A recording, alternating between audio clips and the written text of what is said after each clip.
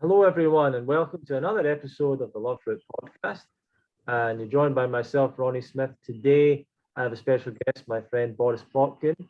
And Boris is someone that I have met a number of times, usually at fruit festivals. And I met him at the Canada Fruitfest. I don't know if it was 2019 or 2018, but going back a few years. And I'm aware that Boris originally, I believe, was born in Israel, I believe, and then Belarus. was it Belarus? I grew up in Israel. Yeah. Oh, you did go to, you were in Israel at one point, but eventually, we'll hear more from you about your actual story. Eventually ended up in Canada, and he's now living over in Ecuador and has land as part of the Fruithaven Eco Village, and he's growing some of his own fruit out there, and has an amazing house, which he's not at right now, has an amazing spot, and he has his own shower behind, which is his own waterfall, which is amazing. So, um, Boris, it was good to be able to visit you out there recently. Is there anything else you want to tell us about yourself as an introduction to you? There's obviously a lot there that I've missed out. Well, yeah, I guess so. I was born in Belarus, and then as a baby, my entire family moved to Israel, where I grew up for about 10 years, and then after that in Canada, but still I have a lot of family in Israel. So, and then after, yeah, I grew up a bit more in Canada, then I was traveling and I visited, I think around 20 countries in my last count. And then after some years, yeah, basically became into fruits as I started traveling. And then I wanted to find more like-minded people. And that's when I first went. Yeah, I think it was 2018 for the fruit festival in Canada, in British Columbia with Ted Carr. And that's when we met, I remember. And then that was my first fruit festival. And after that, I went to Fruithaven here at the end of the year. So that was the first time I came. So 2018 at the end of the year. And then I went traveling the next summer as well. So I went to the Woodstock Fruit Festival where we met 2019. That's And, right, uh, yeah. and then I came back here and basically I haven't left since because then the COVID restrictions started and I thought what better place to be than to build a cabin here. So Great. So Boris, your upbringing, was it conventional kind of an upbringing? What did you eat growing up? What was your lifestyle like? What were the, activities, education, things like that? the boats are going by now. I cannot hear you. Maybe you can hear me, but Maybe let's pause it a second. Okay, Boris, what was your upbringing like? Was it a typical upbringing in terms of how you ate, the food you ate and activities and stuff, or was it alternative at all? I think it was quite a healthy upbringing. My mom is a doctor and she's always had some inclination into natural medicine, although she didn't get into it until recent years. In the beginning, she was just overall drawn to that kind of ideas. And yeah, I remember that the food she was making was always healthy or on the healthier side, very um, plant-based with some, whatever other things, but not vegan at that time. But um, yeah, I remember that she always encouraged us to eat like the healthier whole plants and fruits and not candy and things like that. That's what I liked, which later I realized that that's what I wanted is good quality fruits. So from a young age, you like the fruits. At that time, I didn't like it so much because it wasn't the highest quality fruit. And Right. my mom was also remembering, oh, you didn't really like the fruits. And I was remembering, well, because they weren't like that good. They weren't ripe. They weren't the best quality fruit, even though there is a good selection of them, but it still takes some skill to understand like when it's ripe and how to eat it and how to pick it. And Hmm. And why did you start making changes to your diet? Main reason it resonated with me because I was always drawn to a more natural lifestyle, and this seemed like the most natural you could get. That's the most in line with nature. Is like we're frugivores. We just collect the fruits from nature and eat them, and now we cultivate them to get the best quality fruits. So yeah, that's one of the reasons. The other reason is at that time I was traveling, and I thought the best way that I could travel and stay healthy, and no matter which country I go to, is just eating fruit. And every single country I've been to, there's fruit. There's not one place that I couldn't find it. And sometimes it might be harder than others, but it's like people, humans are frugivores, and so they're always gonna have fruit somewhere. You just know where it is, and that was the healthiest way to travel because people can easily get sick, in India, those kinds of places where I traveled, constantly having digestion problems. And when I was eating fruit, it was like fine. There was definitely no problems. There's no contamination. So how did you actually find out the information about eating more of a fruit-based diet, or did you go vegan first? And what was that process like for you?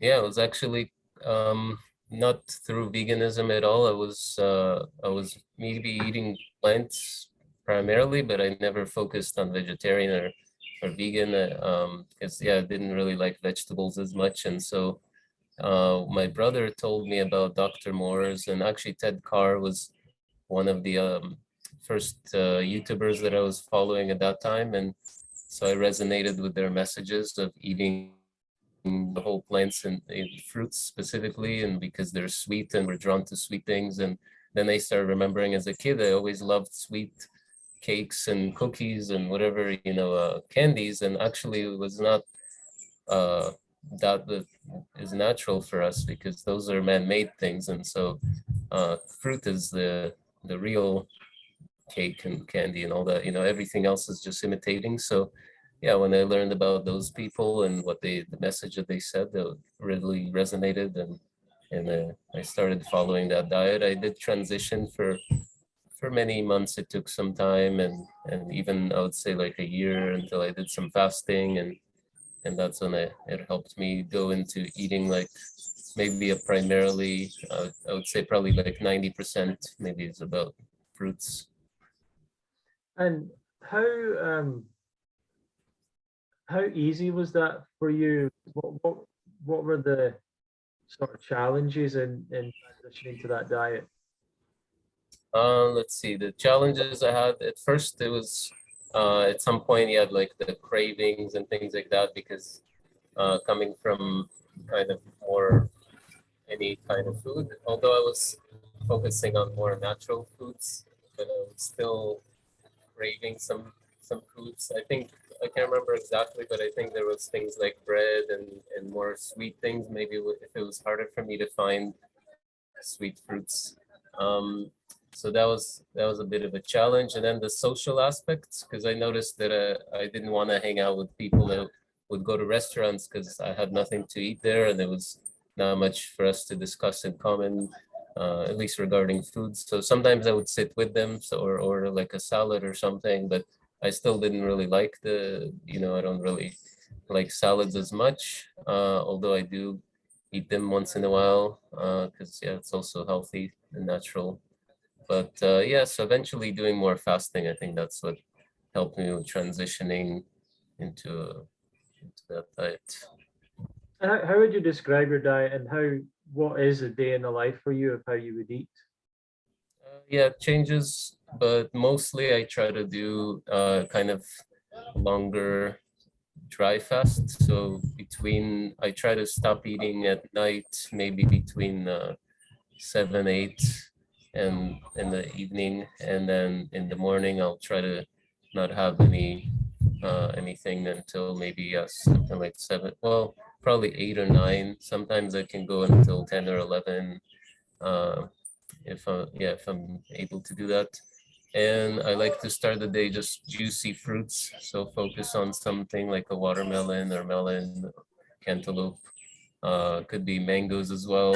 And if it's gonna be like a busy day that I won't have too much time, I might even eat something like bananas, just to give me more sustenance. Like if I'm gonna go jungle hiking and in the far off places here, that could be like hours of walking. So, Sure. but usually if I'm not doing that, then it'll just be some juicy fruits in the earlier part of the day, and then a bit later I'll have kind of denser fruits. It depends on what's in season.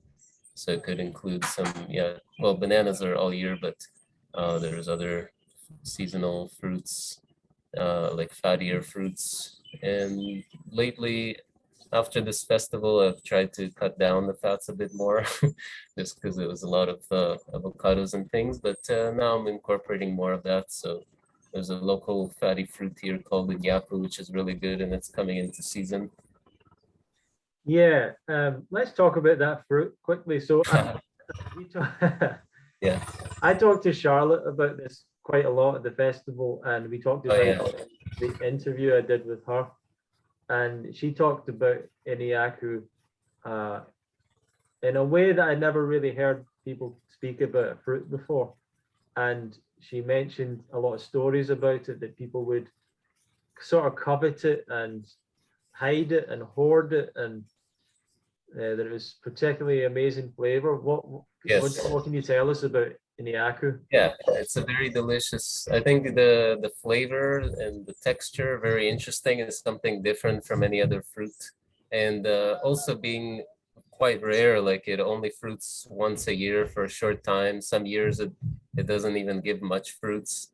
And yeah, being rare in the whole world, like she mentioned, like this is a specifically Amazonian fruit, which is more specific to this part of Ecuador. There's like some small areas of Colombia and Peru. And then I've also seen something on the internet that in Costa Rica, there might be some places where they grow it, but it's very special. So it's hard to cultivate. It takes a long time to grow. It's a hardwood tree. So we plant it and it grows very slowly after like many years.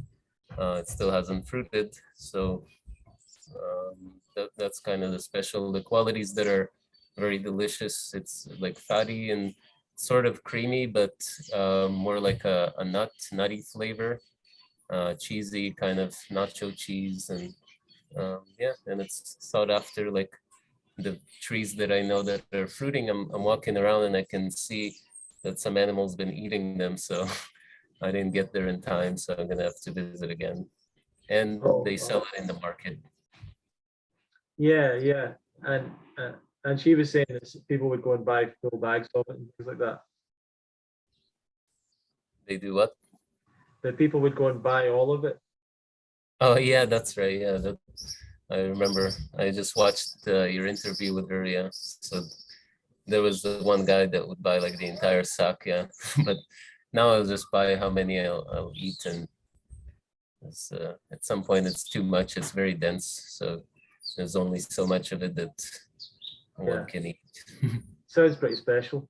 Well, anyway, so getting back to your own life, what were the benefits you got? Because it sounds like you're saying that you were drawn towards a fruit diet because of the idea that it was more natural and you've got this inclination to go towards that. But did you get any benefits and notice any changes for you when you made that change? Yeah, I think the main thing is that my life became easier because now my choices are just choosing like a tasty fruit. I think to me it was like a relief. I don't have to rely on a kitchen or knowing like what the restaurant makes. Like that's something that kind of gave me a bit more peace of mind that I know I'll be healthy if I keep eating fruits. And um, otherwise, yeah, my body, I think, I mean, it's been how many now? About 2016 is when I started. So it's about 6 years. And I think, yeah, I've just noticed generally like any little cuts and wounds tend to heal a lot faster than they used to. Digestion, sometimes if I had the wrong combination of fruits or vegetables or something, and that was a learning process. And then also the transition and fasting, so that could have some issues, but generally the digestion is very good. And yeah, things like skin and hair and nails are all just very good quality, much better. Like when I was a teenager, I used to have acne and it was very difficult to deal with. And I even took this medicine called Accutane, which is supposed to be quite bad side effects. Luckily, I didn't have any problems with it, but it helped remove this acne because nothing else. At that time, the doctors didn't tell that, oh, it's actually diet. They said like, oh, it could maybe be related to some kind of diet. And so I didn't know for sure, and I didn't actually change. I remember eating pizzas and things like that, that for sure was contributing. Also stress at that time, it was high school, and it was stressful time. And Sure, sure. Excellent. And you were talking earlier about traveling, and you've been to a lot of places. What was that? What inspired you or made you want to travel? Yeah, when I was living in Canada, I was learning. Sorry, I'm being distracted here. Okay, I'll just I'm on a live video. So when I was living in Canada, I was just learning, in school there, and I was getting some experience there, and it was great to learn about whatever cultures, because many people come from many places there. And after some time, like I got to the point where I wanted to try traveling, so I traveled some places myself, like back to Israel, and then I went to Greece, which was close. And then after that, I went back to Canada and thought that I should do some more traveling. And so slowly I built up my confidence level into traveling alone, because none of my friends wanted to travel. And I was encouraged also by watching some videos. There's like a group of backpacker travelers. I didn't know about this lifestyle because it's not very popular in Canada. And yeah, so when I tried more of it, I just got into the idea with like hostels, backpacking, and going with like trains and buses, and later hitchhiking also in Ireland. That was the first time I learned about hitchhiking. The people there are so nice and wanted to help and show me around. And yeah, basically I learned that I can learn a lot more by going to the place, like about the geography. If I've actually been to the place, I'll know the layout of the land much better than if I look at a map and try to memorize like the city or the location, like the layout, the countries that are around it, and then the culture, learning about the history and the language, and then just having those experiences. So I kind of got this travel bug. So I started traveling. I think it was maybe about 2 years. So I went to different countries in Europe, and then I went to Morocco, and then from there I hopped over to Asia, Southeast Asia, so Thailand. And that's when I became kind of with this idea of the fruit. It was like, okay, I'm fruitarian, I want to be. And so I took this idea, like my brother told me about it, and the fruit in Thailand is so great. And it made sense right away. It was like a logical light bulb just went off saying, yeah, this is what we should be eating. It's so delicious, and I can live on that. The mangoes there, which I think you lived on. So Yeah, sure, yeah. So would you say Thailand's one of the best places you've been for fruit, and how would you compare it with Ecuador? Or yeah, South it's America? definitely one of the best. Yeah, it's probably overall the best place for a traveler, because it was very cheap and easy to travel, and it was also very good quality fruits. And the people there, the visitors, like the travelers, the people that are staying there for a long time, like the expats, they're very interesting. A lot of cool stuff is going on there. Yeah, the only downside really is that having like long-term visas are difficult. But they're not impossible, but residency is probably impossible.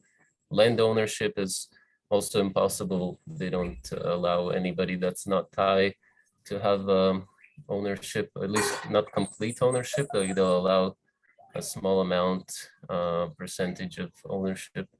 But anyway, so other than that, it was a very, very nice place to visit. And other places, I would say India was interesting as well. It was a lot of cultural learning, and the fruit quality was, sometimes it was good, like in the south where it's more tropical, it was better. But in Ecuador, it's, yeah, the climate here is very similar. And so we can produce a lot of fruits that they're being produced in Thailand. But there it's on a much bigger scale, and it's more like commercially. Yeah, and also it seems like the culture there really appreciates fruit, whereas here it's an afterthought. Like most of the world, it's kind of like fruit is just a secondary like snack or whatever. It's not like a main diet. So people are more passionate about fruit in Southeast Asia.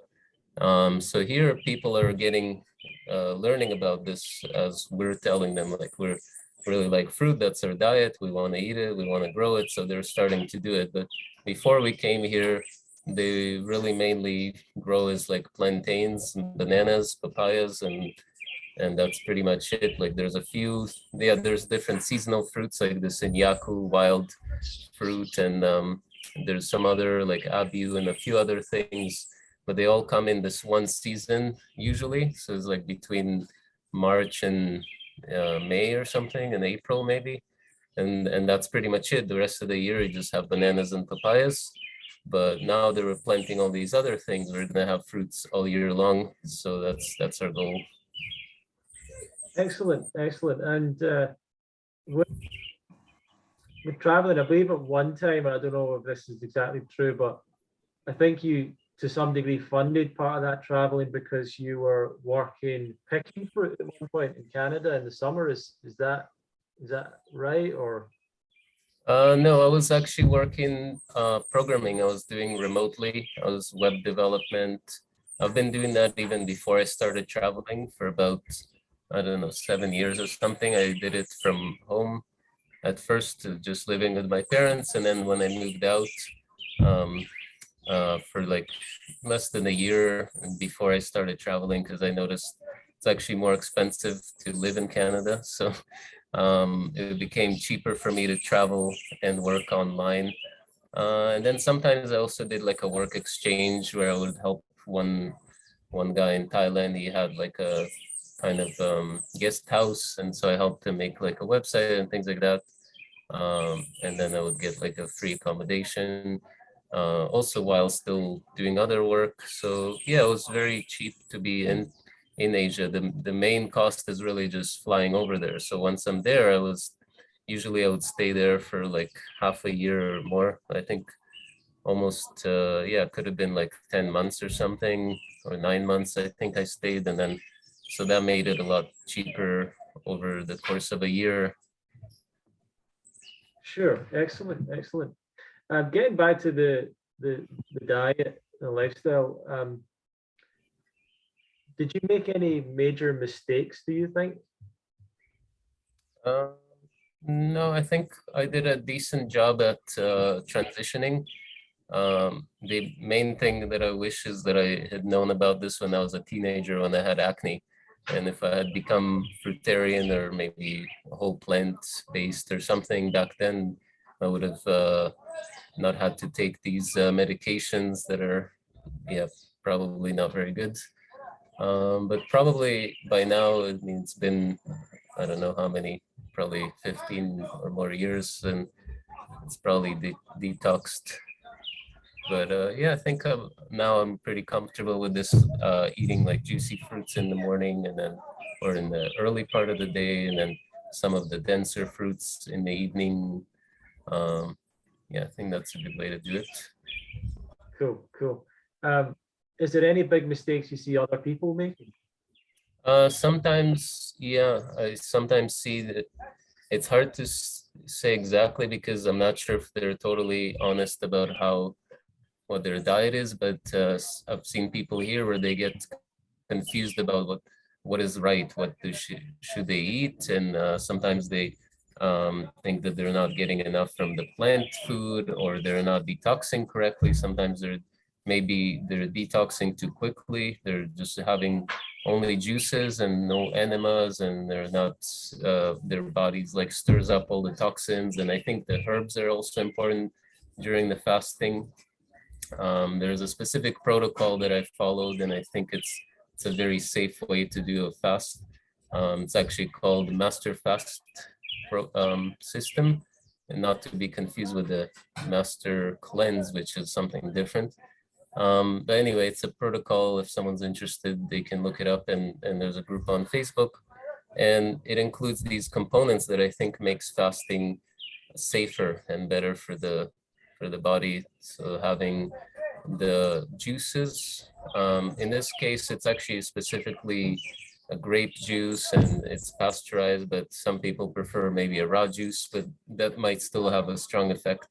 In any case, it also includes the enemas. So now we have Maria here that you met. She's also doing colonic hydrotherapy. So that's a very good way to clean the bowels while juicing, and also having herbs that will maintain the body, giving some more special powers, I guess. So yeah, I've seen people that have issues after fasting. They'll actually go into eating like very starchy, dense foods, which is a very wrong way to break a fast. So there's a saying, anyone can fast. It takes a wise person to break the fast. And so yeah, if they break a fast with very heavy food and sometimes animal products, and so it can really screw up the body and cause more problems than before starting this fast. Excellent, excellent. So I personally have never done enemas or colonics, and it's not something that's I'm really drawn to. But why do you do that, or what's the purpose of it for you? I think that, yeah, while fasting is something special that goes on in the body, and toxins and things it could be from diet, like previously, however many years, it could have been 20 or more years of eating habits that could have had a lot of toxicity, could have been processed food or animal products or whatever, things that build up and they get stuck in the bowels or in some other intestines and places that even if they use a colonoscopy thing and they still can't see those things, but they can, after fasting, they can start to come out, and it loosens those toxins up. And using enemas is a very good way to flush it out. It's one of the ways. There might be other ways, but I think it's good in combination with enemas or colonics, or of course, yeah, things like psyllium husk will help move it as well. So that's actually one of the components of the master fast protocol that I followed. Yeah. Excellent, excellent. What would be your advice to other people then, Boris, who are starting off and want to follow the kind of approach that you're following? Yeah, I think it depends on the speed that somebody wants to go. If you want to go easy and slowly into it, then that's also a good way. Just slowly increasing the fruit. That's kind of how I did, just increasing the amount of fruits I ate and reducing all the other food until it's almost down to nothing. Maybe now it's like once a month I might have some cassava yuca or some kind of plantain, something just from the land that I feel connected to. But otherwise, I usually am raw for like 90% of the time. But also focus on the goals. So if you have a goal, maybe some people, they want to be 60% or 80%, or maybe just half, whatever. Like, for example, my mom and dad, they're primarily raw, but they still have the kind of raw till 4, where they'll eat a cooked meal at the end of the day. And at first, my mom tried doing more raw, but it was too quick. She couldn't transition because it's been, 60 or whatever years that she's been eating the diet. Even if it's a fairly healthy diet, but eating cooked food, the body gets used to that. And so she couldn't handle being 100% raw. But then later she transitioned with also the fasting. And so, yeah, I think knowing what the goal is, like focus on, well, it's okay to have one cooked meal a day, then At first, she had it in the lunchtime, but she saw that she had problems with digestion. So I suggested this Ratel 4, and she said now it's much better and it's much improved because the cooked food takes longer to digest. So it's better to be left at the end of the day. Excellent, excellent. So let's talk then about you've been traveling and you've went to the festivals, but now you're pretty much based in Ecuador at Fruithaven. So how did you find out about Fruithaven? Yeah, so after that festival that I visited, I remember thinking that I wanted to find a community basically. And so I just did a search of raw vegan, maybe it was fruitarian community. I don't know exactly what I typed, but a bunch of results came up. And so I looked a little bit into them. I saw some projects over there in Costa Rica that I've not been to, and Hawaii also haven't been to, but I researched them a little bit. And this one came up, Fruithaven. I also remember seeing something about the fruit festival. That was the first year that they were having it, was 2019. So I went at the end of 2018. I was hoping, I think, to volunteer there, but at that time it was a very small festival. But in any case, so I found that and I saw Peter's videos, and his videos made sense to me, and he looked like a programmer, and like his logical mind, the way it worked, I resonated with that. So I only was surprised to learn that he's not a programmer when I came here, but he has the skills, he has the logical understanding of that. Sure, He sure. can make websites. Yeah, and so you wanted to find a community. So what really is Fruithaven if other people are interested in going? What is it? Who's it for? What was more about Fruithaven that it attracted? No, sorry. For those who don't know anything about it, what is Fruithaven? Oh, what is Fruithaven? Yeah, so Fruithaven is basically community and the eco village where people can buy their own land, plant the fruit trees, or they can live in the smaller community areas that we have. Yeah, it's basically an idea. Everybody will have their own understanding of it. To me, it's yeah, just living close to nature, planting fruit trees, being independent from governments, and yeah, being self-sufficient as much as we can. Mm-hmm. And it's a lot of young people there, actually. A lot of people sort of in their 20s and their 30s there. Yeah, it tends to attract younger people. At times we have a lot of young people that are visiting for short times, that are volunteering. They just want to travel, learn about something. And yeah, often I'm also surprised and impressed that they're so young and they're already discovered this diet, because yeah, I wish that I knew about it at that age.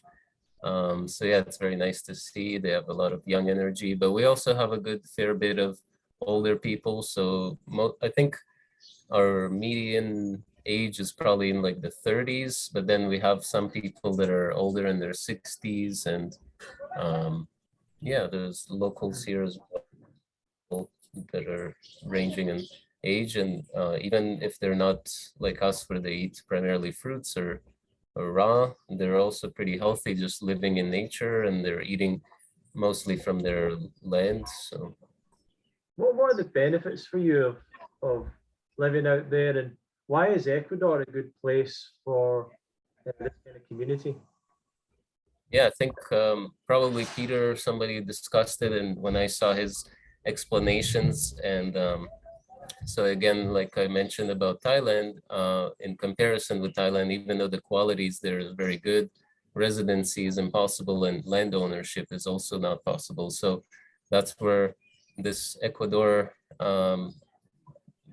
policies are much better, where any foreigner can own land in Ecuador, and they don't even have to be in Ecuador to buy the land. So maybe the majority of people that buy land, or in the past that bought it here, actually they bought it online, like they sent all the information, they went to a local consulate that's near them, that's Ecuadorian, and then having them purchase the land, they can then request certain things to be done, like planting fruit trees and building a house. So yeah, and then also the residency it's not completely easy or free to do, but after an application process, and most people can find a way to make it. There's the two main options is anyone that has a university degree, like a bachelor, or just any 3 or 4 years. I think it depends on the country. They can apply and become a resident. At first, it's a temporary residency for 2 years, and then applying for a permanent one. And for those that don't have it, there are a few other options. So the investor visa, $40,000 in a bank account, and then we can take this investment out. And there are some other options as well that people have with like rental income, people that have social security, those kinds of things. So Ecuador is fairly open to having people come and stay here, getting residency, owning the land. Foreigners, they're much, I feel, more welcome as somebody from outside. Like my parents immigrated 2 times from, first time from Belarus to Israel. So Israel accepted us very well. And then same in Canada, very accepting to foreigners. And here it's maybe not exactly like that, because actually it tends to be that Ecuadorians go to these other countries too, like they go to Canada to work, but then they often come back. So here it's like expats that come and live here as well from the US or Europe or Canada. Sure. Let me... And your own piece of land that you've got there, I'm interested in how did you choose it? What state was it in when you first got it? And what are your plans for, and what have you done so far working on it and developing it? And what do you want it to look like? Okay, so the land, well, I came here already, the project has started. So Peter and Jason, whoever was here starting the project, the communities, they were here probably about 5 years before I came. And when I came here, at first I was just checking it out and volunteering. And I learned about the permaculture techniques. That was something I wanted to know how to do. And later I saw that, there's an opportunity. There's some lots for sale. And so I chose the Fruithaven 1 lot.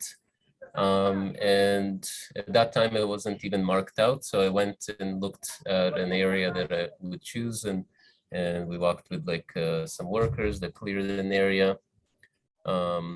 Actually, they cleared just the path a bit.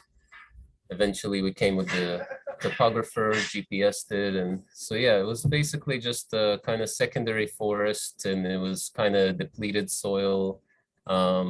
There was a couple of these wild fruit trees. Some of them are just weeds and ferns and things like that. So based on what I learned, I started developing a section of it. So at first I was trying to clear it myself, and I saw how hard it is because there's a lot of hardwood, and chopping it all with a machete takes a lot of effort. So I hired some workers, and they helped me clearing it, chainsaw, and taking down the brush and the trees, and then planting them, fruit trees that I was interested in, and also applying the soil amendments, the calcium, and fertilizing. And then my plan initially was just to visit, kind of live here half the year and travel the other half. And so when I wasn't here, I was just telling Peter, every few months, send a few workers and have them clear the weeds and put some more fertilizer, like the compost sacks, manure sacks, those kinds of things that amend the soil around the fruit trees. And so that was good. But then when I came back and basically decided to stay. So now I just do it myself, or I still tell Peter, and he'll schedule the workers because he does the scheduling. And then I also like to work with them so that I know that they're doing the way I like it. So that's basically that. And then for the cabin, that was an idea that I got once I came back. So I decided to stay. So I saw a nice view there. It was also some kind of secondary forest, and it was a unique spot that goes up the hill and then it flattens for a short space that's big enough basically for this cabin and kitchen and bathroom. And it's a challenging place. There, the soil is much better, so it just depends on where you are. So things I plant there, they grow faster and fruit faster. But the challenge is that it's a smaller space. It's a bit steeper, quite a bit steeper behind it. So, but having the stream nearby, it's a nice place to relax. Yeah, and we visited as part of the festival. We got to see your place. You have a nice, quite a simple but very nice house there, and a great view. Really nice spot. The building of the house, how easy was that? How did that happen? Yeah, that was also interesting for me. Have almost no carpentry experience, like other than grade 7 or something like that, carpentry when I was 14 or something. Yes, I didn't know anything about building houses. Basically, yeah, learned it all there, and it was really fun to be involved as well. So for me, I was having workers there and seeing the process. So Peter has more experience. He's done a bunch of different projects, and so I told him what I was interested in, and he gave me first an estimate of what he thinks, you know, would cost, and when I was happy with that, he made the design and hired the workers, you know, scheduled them really for that. And yeah, it was fun to be a part of it. And having experienced this, I'm much more confident in future projects and seeing like how I would want to build something. So I'm planning some more construction to be done. Maybe for now, just basic structure for storage of wood, and then in the future, building some more houses and things like that. Excellent, excellent, and it's good. Like you kind of mentioned in there that it doesn't take having carpentry skills or whatever. Like people don't have to maybe worry about not having these kind of skills if they want to try and replicate what you're doing. Yeah, exactly. We don't require anyone to know anything almost, because the skills that we have here, we can take a project from just bare land, like Maria's house and many of the houses. They're just basically some kind of secondary forest that has some trees and nothing really worth keeping. The workers are skilled at taking them down, clearing the brush. And then Peter's got the skills, and other workers that are skilled in construction. And there's like the agricultural work as well. So we know how to amend the soil and in the proper way that things grow really fast, really well. So yeah, the skills are here already, and of course, anyone that has those skills are very welcome to come as well. We had some people that are carpenters from Canada that are interested, but I think they changed their minds I mean, maybe they had some other things coming up.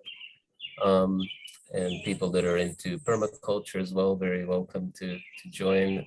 But also we're looking for IT people. So I have the IT experience, but I want to balance my time on the computer and time in the garden and the nature. So we're welcoming more people to help us improve our infrastructure. We have our fruit files for all the accounting, so everything is transparent, so the owners can see where their money is being spent on what and how. And we have an accountant. Actually, Charlotte helps us with that as well. She enters the receipts, so we're transparent. Sure. Excellent. And what do you think overall is the goal with that, with Fruithaven? What do you see this becoming? Yeah, hopefully in the future, it's just a community of a neighborhood or multiple neighborhoods even, with people growing their fruit trees that are friendly and good with each other, and having things, you know, events and fun activities, and having an abundance of fruits, easy access between each lot, and yeah, hopefully peaceful and harmony, kind of living together. Yeah, excellent. You talked about obviously with the Canada Festival, it made you feel like being part of a community was important. How important had events been to you in terms of going to the Canada Festival, Woodstock, the Amazon Fruit Fest as well now? How important events are for helping people change their life and improve their diet and their lifestyle? Those events, you mean like the festivals? Yeah, Yeah, I think they can be very fun. For me, it was always I wanted to volunteer. So every one of those events like that I went to, I've always volunteered there because I see that the people that come there as attendees, they often maybe they're not sure about the diet, maybe they're still in the early stages. And for me at that point, I was already I think for about 2 years or something, I was eating primarily fruits. And so I thought, well, if I'm going to go there, I want to be part of the staff and assist in making this festival good because I have that experience of eating fruits, traveling and looking for the best fruits. And so, yeah, I think for people that are still learning and want to learn more, the festivals are a really nice place to get a lot of information that maybe I would have to go and like learn about it, watching a bunch of YouTube videos and then seeing like how to pick a ripe fruit. And you know, in the festival, it's already there laid out. All the fruits should be usually ripe and good quality. Um, and there's other events that, yeah, the activities that are fun, just mingling with other like-minded people. And what are other things that people do? I guess the demos, yeah, like learning how to do these special recipes that help in the transition. For some people, it might be not just a transition, but a lifestyle of eating these kinds of raw gourmet food. But to me, it's something that I do on occasion. It's like a special treat, having like a cheat day where I have like a raw gourmet thing, or a week where it's like a festival and there's a lot of raw gourmet stuff. yeah, for sure, for sure. Um, yeah, and we were at the Amazon Fruit Fest recently, and you were the activities manager. What's been your reflection on the event? Yeah, I think most people liked it. I want to get more feedback. So far, one person gave me some feedback, but yeah, generally, I just looked at how they did the previous events, the previous years, and based it on that. Yeah, that was the first time that I did activities management for this festival or any festival. We've done lots of activities between our communities where we organize potlucks and kind of visiting like caves or waterfalls, things like that. So have some experience in scheduling those, like, okay, well, we arrive at this time, we do this and that. And so, yeah, I have some notes as well on how to make the next festival. If I do the activities management, how to do them a better, more efficiently, more, yeah, just better for the staff, or rather for the attendees, as well as the staff, like finding the balance that it works for everybody. Yeah, great, great. Well, for people that for people that might want to get in touch with you, follow you, um, interact with you in any way, how would they get in touch? Yeah, basically I have a few different ways. So Telegram is a good way, and Facebook Messenger. Um, so my name Boris Plotkin. I have also the YouTube and Instagram Fruit Adventure Boris.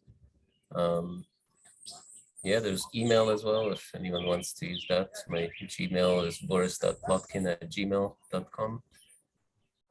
Excellent, excellent. And what are your own personal plans and dreams for the future? Yeah, now I'm working on Fruithaven 4. We got some more land over there that's on, yeah, I think we walked down that way when we went. And so I have a few lots there that I'm developing for my brother and another friend. So yeah, I want to plant lots of fruit trees or very special varieties like the durians of different species. You know, there's the usual kind and then some other kinds and champadak and things that at this time we don't have much fruiting yet. Actually, I don't think any have fruited in this region yet. So we got the special order from another nursery in Ecuador that has all these special fruits and seeds, and also they graft the plants. So it's going to be very interesting. And yeah, maybe in the next, I don't know, 5 to 10 years when they actually start producing fruit, then it'll be a very fun place to be. Excellent. Great. Well, thank you very much, Boris, for joining me today. And everyone that's watching, if you want to learn more about Terra Fruitis, Fruithaven, you can easily find them online actually just by searching, but I think it's fruithaven.com, terrafruitis.org. Fruithaven.org, yeah. Fruithaven.org, And terrafruitis.com, yeah. Other way around, yeah. And the Amazon Fruit Festival, which is also amazonfruitfestival.com. So Yes. you can check all of these things out and see if it's right for you. And you can go over and stay there for a little bit, or you can volunteer, or you can even look into buying land and all of that. And you can speak to the people there to figure out more about that. So, and if you want to come to a festival, we have our festival in the UK, the UK Fruit Fest. It will take place this year from the 22nd to the 29th of July 2022. Go to fruitfest.co.uk for more information about that, and subscribe there to stay in touch and make sure you get all the updates from us. Thank you very much for joining, Boris. Any last thoughts before we finish? Any last words of wisdom? Well, yeah, if anyone's interested in renting, checking out the place, often people come, or volunteering as well. That's, for me, was the best way to learn about permaculture, just being here. And also you can do, of course, research online. There's so much information on the internet, so check out, think about what fruits you might enjoy. Having a community and support is a very good way to live together, like-minded people. So yeah, hopefully we have more communities in the area and expanding, more people buying more land. So excellent. Thank you very much. And thank you very much, everyone, for watching and listening. If you do enjoy this podcast and the interviews we are doing, please help us out by sharing them with other people. If you've got any advice or feedback, you can share that to info@fruitfest.co.uk. We're happy to hear any of your inquiries. But definitely, if you share this with anyone you think it might be relevant to, that would be very helpful. Thank you for watching and listening, and we will see you in another episode of the Love Fruit podcast.